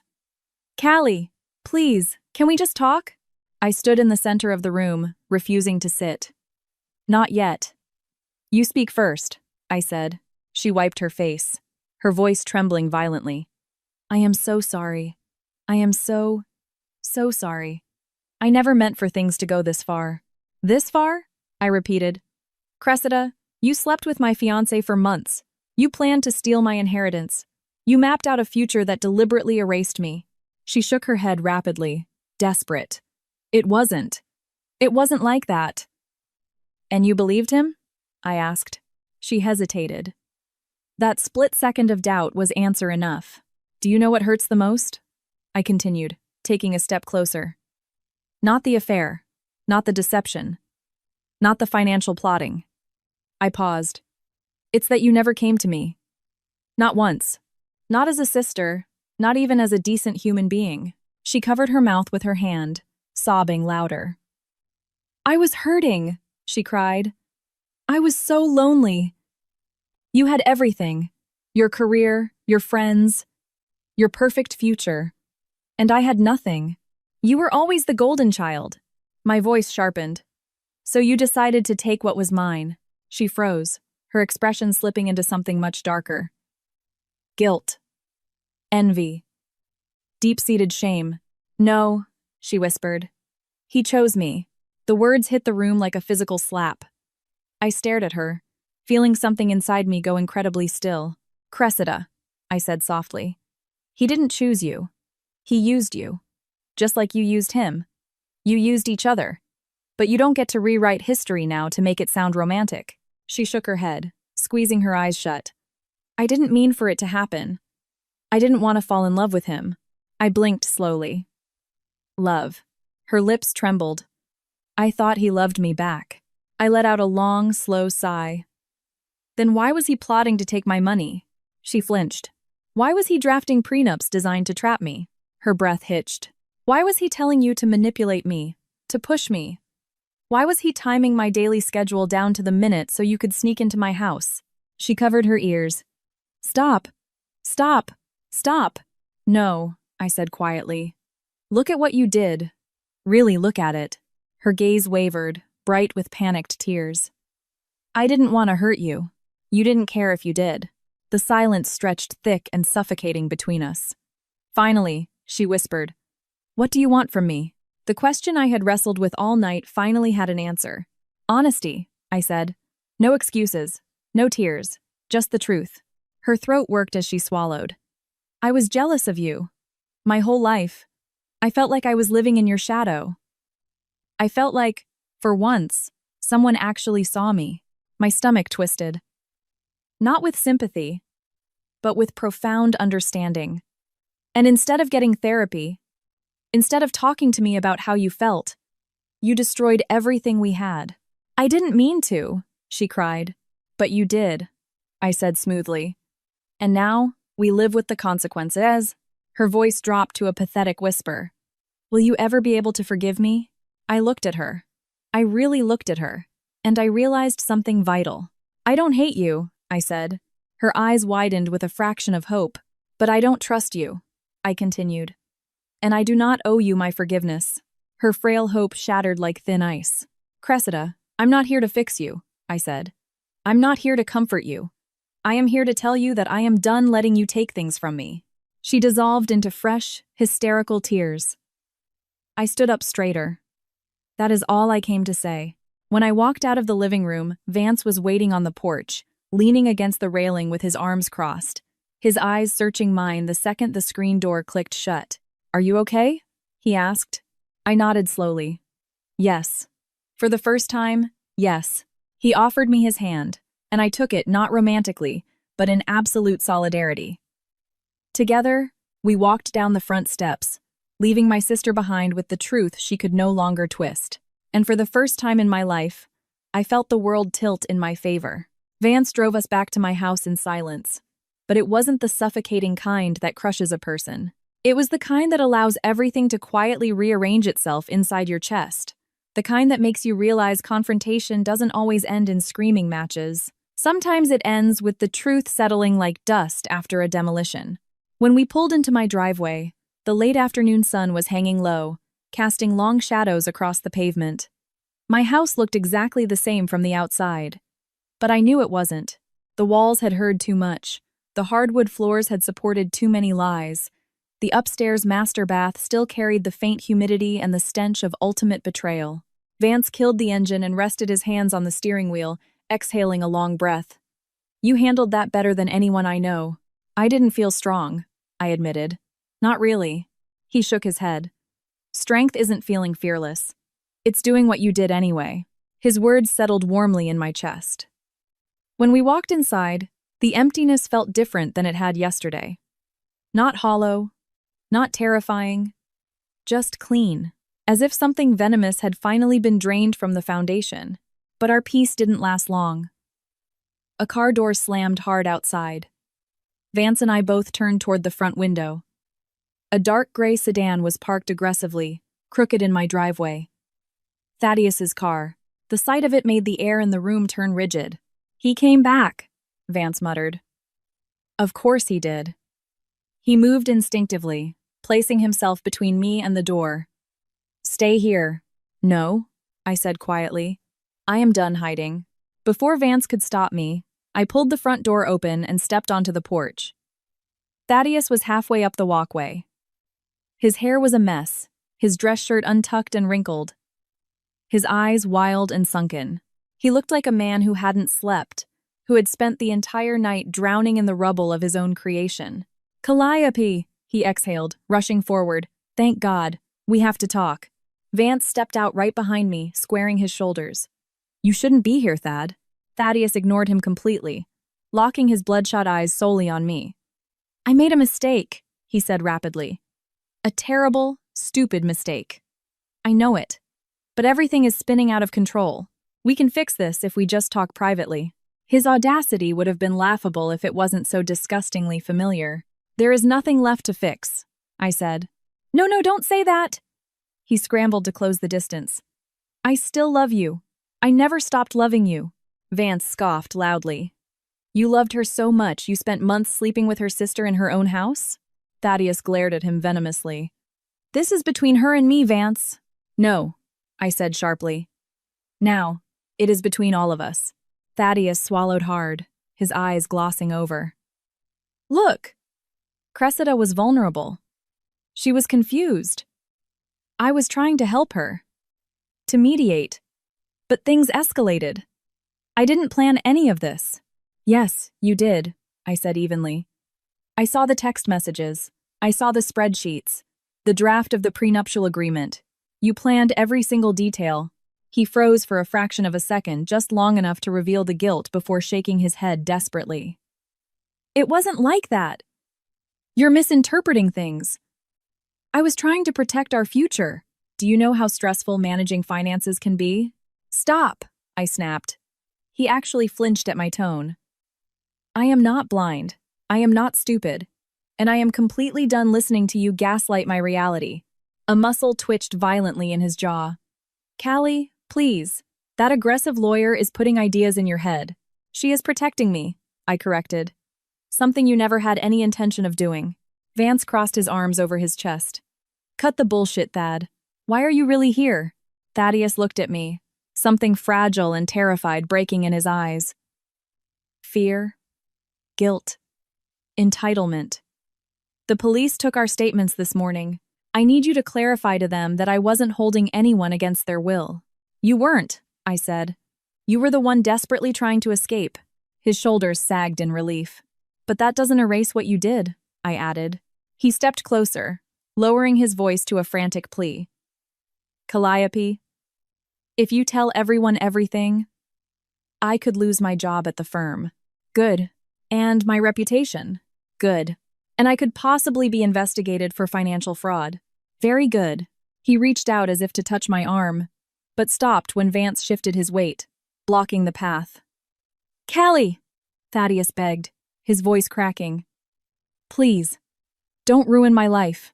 I stared at him, feeling something hollow and ice-cold settle permanently in my chest. I am not ruining your life, Thaddeus. I am letting the truth ruin your lies. He stumbled back a half-step, as if the air itself had violently rejected him. I messed up, he whispered. I messed up so badly. But I can change. I can do better. We can still get married, just like we planned. I let out a harsh, bitter laugh. You were planning my financial ruin, Thaddeus. Not our wedding. You're twisting it, he insisted. I was preparing, strategizing, thinking long-term. Without me, I said. About me. Against me. Vance shook his head slowly. You are unbelievable. Thaddeus whipped toward him, anger finally flaring through the panic. You think you're so much better? You think you never made mistakes in your marriage? Vance's face turned to stone. I didn't sleep with her sister. The silence that followed was suffocating. Thaddeus looked back at me, his desperation mutating into sheer panic. I need you to believe me, he whispered. I never wanted to hurt you, but you did, I said softly. Every day you lied.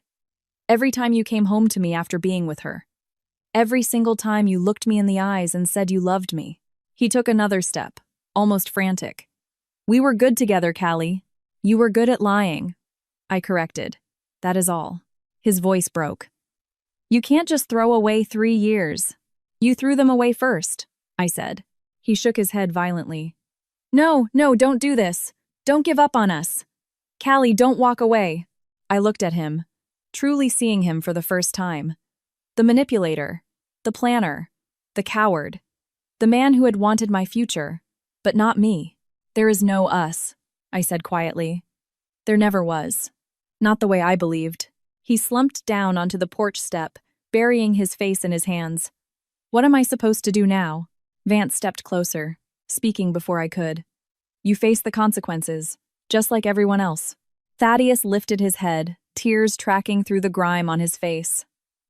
I loved you, he whispered, one last time. No, I whispered back. You loved the version of me that trusted you blindly. That woman is gone. He gasped as if he'd been physically struck. I stepped back, closing the emotional distance between us as surely as if I were closing a steel vault. Leave, I said. He stood up slowly, his hands shaking. Is this really the end?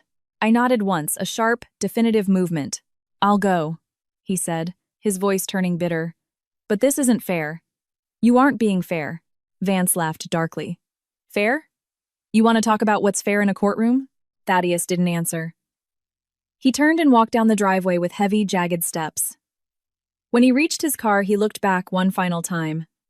You'll regret this, he muttered. I won't, I said. But you will. He got into his sedan and sped off. The silence that rushed in afterward felt like a torrential rain after a raging forest fire, cool, cleansing, absolute. Vance exhaled heavily. You did it! My throat tightened. It doesn't feel good. It's not supposed to feel good, he said softly. It's supposed to feel true. We walked back inside, and I sat heavily on the sofa, staring at the blank television screen. Vance disappeared into the kitchen and returned with a glass of ice water. He didn't push me to talk. He didn't rush me. He simply sat beside me, a steady anchor on a day that had shaken more loose than I wanted to admit. After a long time, he spoke quietly. Do you know what I admire most about you? I looked at him, surprised. You didn't let them break who you are, he said. You didn't scream. You didn't crumble. You just faced them with the truth. I swallowed hard. I didn't feel brave. That's exactly why you are, he replied. For the first time, I let my head rest back against the cushions. I closed my eyes. My heart slowed, and for the first time since that bathroom door opened yesterday, I felt something quietly, tenderly hopeful. Freedom. Not just from Thaddeus, or even from Cressida, but freedom from the version of myself who once believed betrayal was the end of the world. Now I knew it wasn't the end. It was the beginning. The morning after Thaddeus showed up at my door, I woke up with a bizarre sense of clarity. Not peace that would come much later, but a sharp, decisive clarity. like plunging into an ice bath after hours in sweltering heat. I lay perfectly still for a moment, listening to the quiet hum of the house, the rustle of maple leaves against the bedroom window, the distant sound of a neighbor's dog barking, normal sounds, ordinary sounds. And yet, none of them felt the same. Everything was different now. I pushed myself out of bed slowly, stretching muscles that ached more from sustained tension than from sleep. Downstairs, the faint clatter of dishes told me Vance was already awake. He had stayed the night in the guest room, not romantically, but because neither of us trusted the quiet after what had happened. Because the house felt too vast, too vulnerable, too full of fresh echoes. When I walked into the kitchen, he was standing at the stove scrambling eggs, wearing one of my oversized college t-shirts, and looking more at home here than Thaddeus ever had. "You're up," he said, offering a tired but warm smile. "Barely," I replied. "You should eat. We have a massive day ahead of us." I slid into a chair at the kitchen island. "The fallout." He nodded, plating the eggs. Octavia texted, "A lot is moving fast." I didn't respond. My stomach churned not with fear, but with heavy anticipation. He placed a plate in front of me. "You need your strength." I picked up a fork but didn't take a bite. My mind was already racing. "What if Thad tries something else?" I asked quietly. "What if he shows up at my corporate office? Or posts something online?" Vance leaned against the counter, crossing his arms. "Then we handle it. But he's too focused on saving his own skin right now to launch a smear campaign." I looked up. "Are you sure?" "No," he admitted. "But I know men like him. First, they try to charm their way out of consequences. The anger comes later." A shiver raced down my spine. He stepped closer. "You aren't alone in this." Something about the way he said it made my throat ache. I nodded, entirely unable to speak. Shortly after, Octavia arrived with her usual terrifying efficiency. Her leather briefcase tucked under one arm, her tailored blazer immaculate. She walked in like she owned the oxygen in the room. "We need to talk strategy," she said, skipping the pleasantries. Vance handed her a mug of coffee. She accepted it with a nod, then spread a thick stack of legal documents across my dining room table. "There will be a legal hurricane over the next few weeks," she warned. "We have to fortify you from all directions." I swallowed dryly. "Like what?" She pointed a manicured finger at the first document. "Thaddeus's employer may contact you if they launch an internal investigation into his financial conduct, especially since he used company time and resources to draft fraudulent marital documents." She tapped the next page. "Cressida's family will push hard for reconciliation or damage control. Your mother is already wavering. Your extended family will likely take your sister's side, given her history of playing the victim." She flipped to a third page. "Thaddeus may try to contest the temporary restraining order. He will beg. He will manipulate. He might threaten to sue for defamation." Vance's jaw locked. "He wouldn't dare." "He would," Octavia corrected. "Because he is backed into a corner." I felt like I couldn't catch my breath. "What do I do?" Octavia looked directly at me, her expression resolute. "You remain consistent. You stick exclusively to the facts. You hold your ground. Do not let them provoke you into an emotional reaction." I nodded slowly. I could do that. I had survived far worse than words. Then her tone softened. "There's one more thing." "What?" "We received an email this morning," she said, sliding her iPad toward me. My stomach plummeted as I leaned in to read the screen.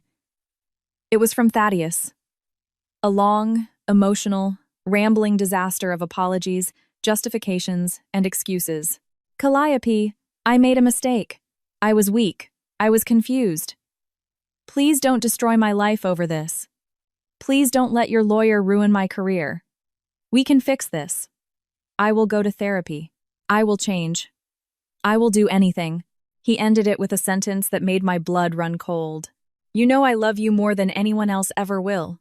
I shoved the tablet away, nausea rolling through me. Octavia studied my reaction closely.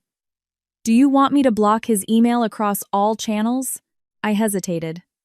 Part of me wants to read every word he writes, so I know exactly what he's planning. "And the other part?" she asked gently. Hates the sound of his voice in my head. Vance placed a heavy, grounding hand on my shoulder. "Then we silence him." I nodded. Octavia tapped her screen. Done. She folded her hands together. Today, we finalize the separation paperwork. The financial freeze is fully active. Vance's emergency custody hearings begin on Monday, and your sister will likely attempt contact again. She already did, I whispered. She asked me to keep it a secret. Octavia's eyebrows arched.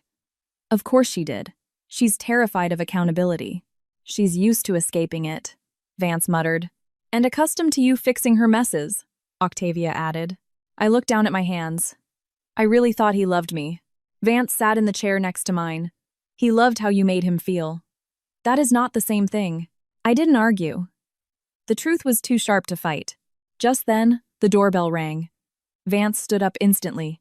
Stay here. My heart kicked into a wild gallop. Who do you think it is? Let me check, he said. Octavia stepped toward the foyer as well, ready for battle, armed with nothing but a binder and a brilliant legal mind. Vance checked the peephole, then sighed heavily. It's your mom. My stomach twisted into knots. I stood up slowly. I should talk to her. Do you want me with you? He asked. I shook my head. Let me try this alone first. I pulled the door open. Alara was standing there, wringing her hands, her eyes swollen from crying. She pushed her way into the entryway before I could even greet her. Callie, she whispered frantically. We have to talk. I closed the door softly. Okay, what's wrong? She turned to me, her expression crumbling. Your sister is not doing well. She is completely devastated. She barely slept. She refuses to eat. Her voice cracked. She said she doesn't want to live anymore. The words hit like a physical punch to my chest. Vance instinctively stepped forward from the kitchen archway. That is textbook manipulation. My mother's head snapped toward him. How dare you? No, I said softly, stepping between them. He's right. She blinked rapidly, confusion flooding her face. This is what she does, Mom, I continued, my voice unnervingly calm. She pushes and destroys until someone else feels responsible for her emotional fallout. She is your sister, my mother whispered. You two used to be inseparable. I swallowed the sharp ache in my throat. And she betrayed me in the most horrific way possible. My mother trembled. She is ashamed. She is terrified. She is hurting. So am I said quietly. But nobody is rushing over here to protect me. She looked at me, really looked at me, as if seeing me for the first time. Not the reliable daughter, not the problem solver, not the family's emotional caretaker. Just me. Callie, she said softly. I don't know how to handle this. You are both my daughters. I know, I whispered. But only one of us destroyed the other. Her face crumpled entirely. Tears spilled over her cheeks. She took a step forward and wrapped her arms tightly around me. I'm sorry, she sobbed into my shoulder. I am so sorry. I closed my eyes, absorbing the fragile, desperate warmth of her apology. Mom, I love you. But you cannot fix this. And you cannot ask me to carry her guilt for her. She nodded slowly against me. You're right. It was the very first time she had ever said that to me regarding Cressida. Ever. When she finally left, Octavia exhaled loudly. That went significantly better than expected. Vance squeezed my hand. You handled it perfectly. I didn't feel perfect. I felt bruised. But I also felt incredibly strong. The rest of the afternoon dissolved into a blur of paperwork, phone calls, and strategic planning. By evening, when the sun dipped low and cast long, amber shadows across the living room floor, I finally collapsed onto the sofa. Vance sat across from me, watching me in comfortable silence. After a long moment, he spoke. Can I ask you something? Of course. What is the hardest part of all this? I looked up at the ceiling, searching for the absolute truth. Losing the illusion, I said. The illusion that my life was stable. That the people I loved were honest. That trust was simple. He nodded slowly. And now? I turned to look at him. Now, everything feels raw, but it feels real. He smiled a soft, exhausted, genuine smile. I couldn't disagree. When the sky finally turned pitch black and my house settled into complete silence, Vance stood up, stretched, and said he needed to go home to check on his kids. Before walking out, he paused in the open doorway. "You know," he said softly, "this isn't the end of your story." "I know," I replied. "It's the beginning." I held his gaze. "For both of us." He smiled, then stepped out into the night. When I locked the door behind him, I stood alone in the quiet of my house. A house that was no longer filled with betrayal, or lies, or manipulation. A house ready to be rebuilt, a life ready to be reclaimed. The storm had finally passed. Now came the reconstruction, and the woman I was about to become. The following week unfolded in slow, deliberate layers, like peeling off decades of ugly wallpaper to reveal the bare, cracked truth underneath. None of it was easy. None of it was clean, but all of it was profoundly necessary. By Tuesday, the restraining order on the finances was fully processed. Thaddeus could no longer access any shared accounts or attempt transfers without triggering immediate felony consequences. Octavia sent me a brief text that morning.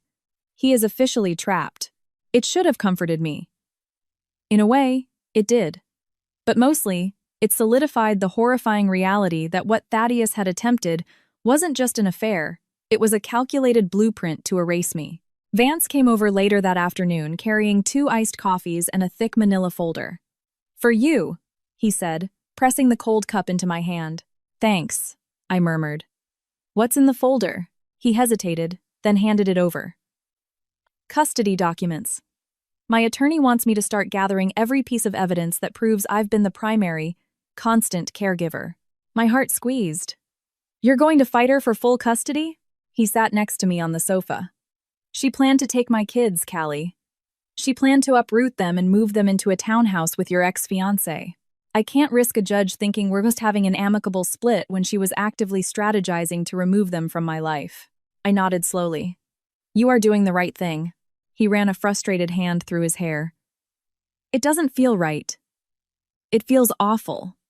But it's necessary." We sat in silence for a long time. Then he turned to look at me. "How are you holding up?" "I am functioning," I said honestly. "Not thriving, not crumbling, just functioning." "You are stronger than you think." I met his eyes.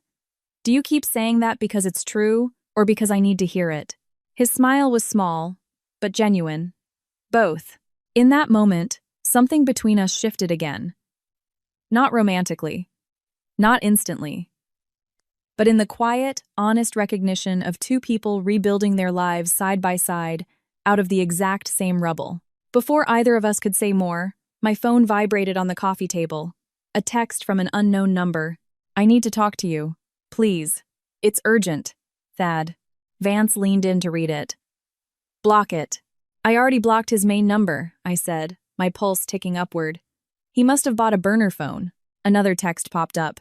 "Please don't let this go to civil court. We can settle this privately." Vance's eyes darkened with disgust. He's panicking. He should be. The next text arrived seconds later. "I never wanted to hurt you. I never wanted things to escalate. I was confused. She seduced me. I didn't know how to stop it." I let out a sharp, incredulous breath. He is already rewriting history. Vance crossed his arms. Classic narcissist playbook. Minimize his role, maximize hers. Then came a longer, frantic block of text. "I am losing everything. My consulting firm put me on administrative leave. My family knows. They are disgusted with me. You don't have to destroy me any further, please, Callie." My fingers hovered over the glass screen. I didn't know what to say. I didn't even know if I should reply. Vance watched my face closely. "What are you thinking?" he asked. "That he isn't sorry," I whispered. "He's just scared." Vance nodded in agreement. Fear is not remorse. It's self-preservation. He's trying to get ahead of the narrative. Exactly. I set the phone face down. "What if I just block this number too?" "Do it," Vance said firmly. "He lost the right to access you the second he betrayed you." So I did. It felt incredibly final, in a way the confrontation on my front porch hadn't. A few hours later, I received a call from my mother. She sounded utterly exhausted, fragile, like her voice was walking barefoot over broken glass. "Callie," she said softly, "your aunt and uncle are here. They want to speak with you." "The tribunal has convened," I said dryly. "They are just concerned." "I'm not," I replied smoothly. She hesitated. "Cressida won't stop crying. She hasn't gone into work. She says that she—" "Mom," I interrupted sharply, "she created this disaster, not me." A long, heavy pause on the line. Then my mother whispered, "You are right." It shocked me. She had never taken my side so definitively. Maybe because this time, the truth wasn't malleable. Maybe because even she couldn't paint Cressida as the innocent victim anymore. When she hung up, Vance looked at me. "They will keep trying to drag you into her emotional spiral." "I know. And you won't go," he said firmly. "Why?" "Because you have already done your part." I was surprised by how desperately I needed to hear that. Later that afternoon, Octavia arrived with yet another stack of legal documents. She spread them across the dining room table, pointing to each page with clinical precision. "This," she said, tapping the top page, "is your formal declaration of separation. Sign this, and Thaddeus is legally barred from approaching you, your residence, or your corporate office." I signed it without a second of hesitation. "This," she continued, moving to the second page, "is the civil petition for damages related to attempted financial fraud." I blinked. "Damages?" She looked up at me, her eyes fierce. "He attempted to defraud you out of a trust fund. That isn't just morally bankrupt. It is legally actionable." Vance smirked. "Looks like karma comes with a lot of paperwork." I almost laughed. "And this," Octavia said, holding up the final sheet, "is a formal request for a digital forensic investigation.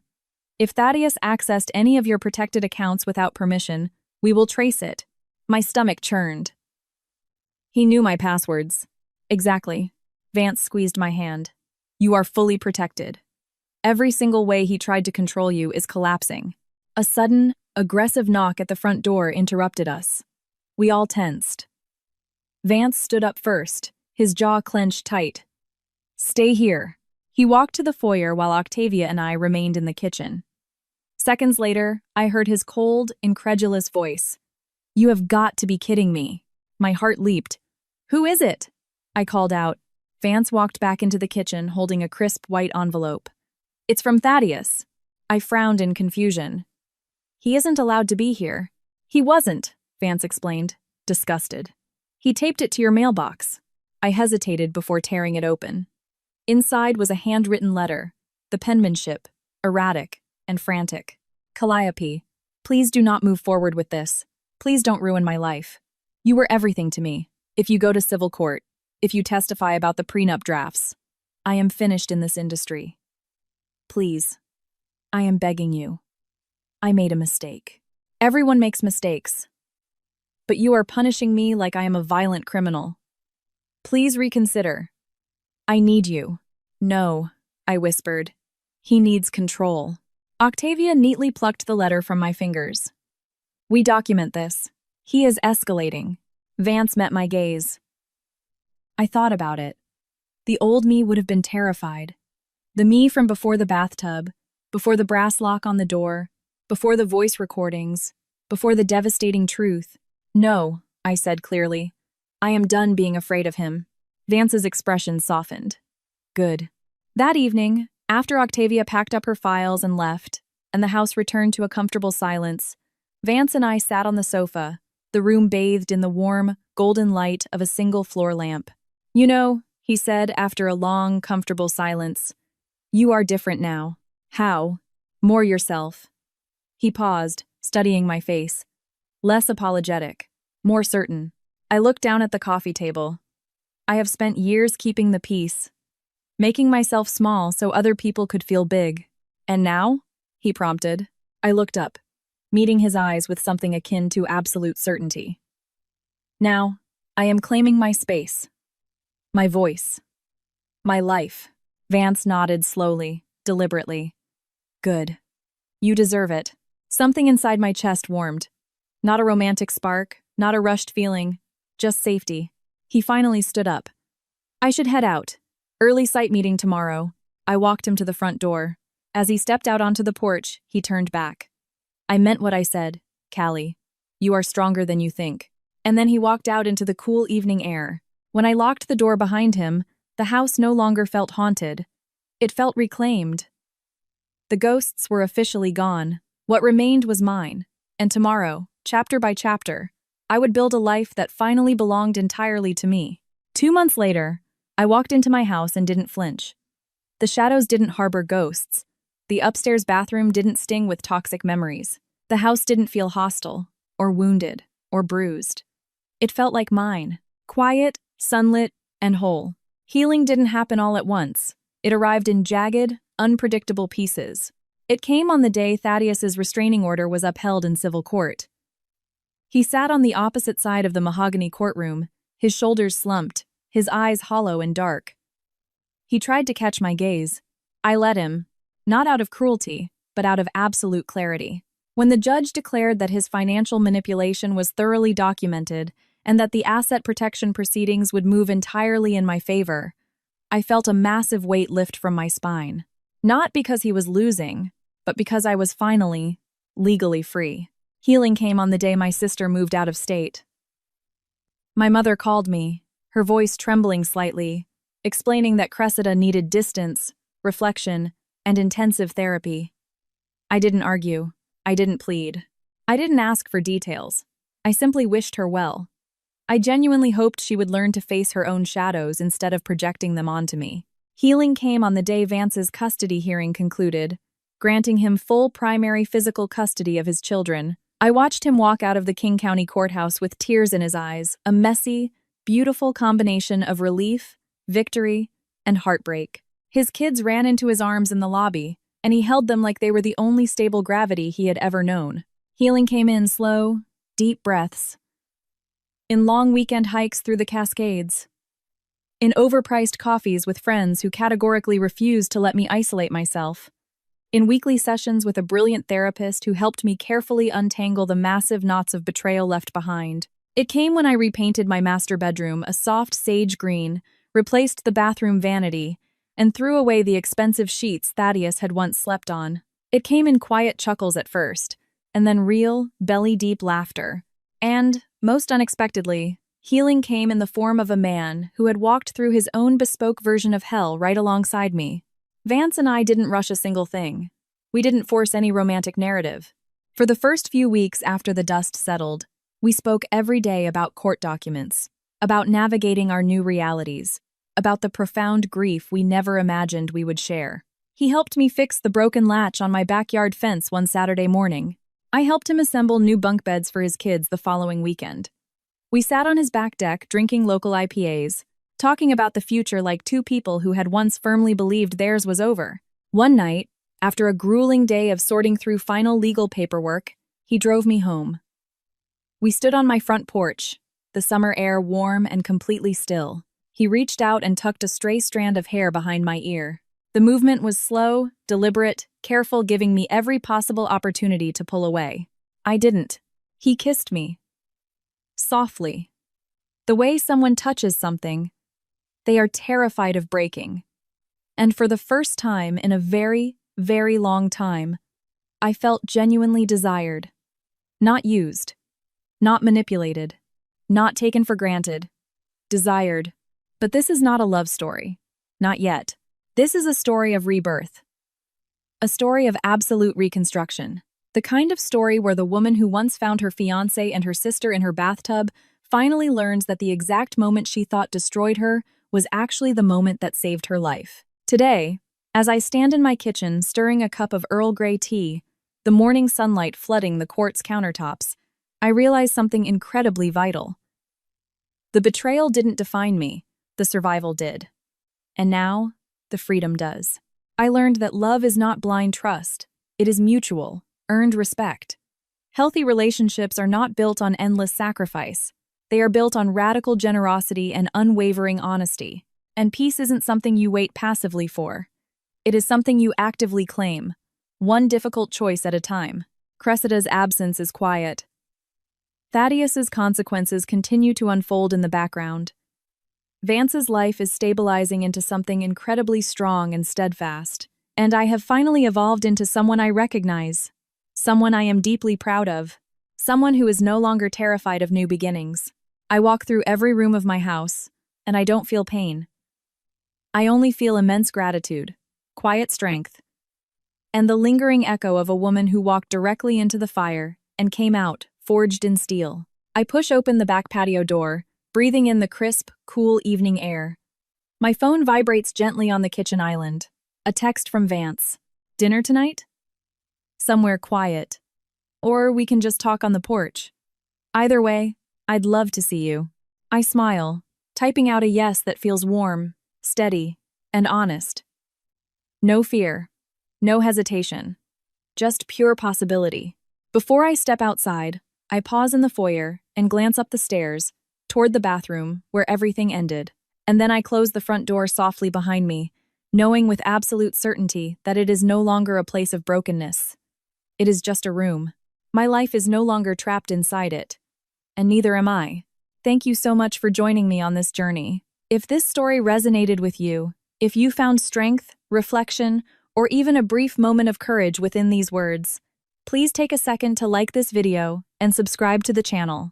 Your support helps bring more stories like this to life, and I would genuinely love to hear from you. Tell me in the comments where you are watching from, or share a moment in your own life where you discovered your hidden strength. We grow stronger together. Until next time, take care of yourselves and never forget your worth.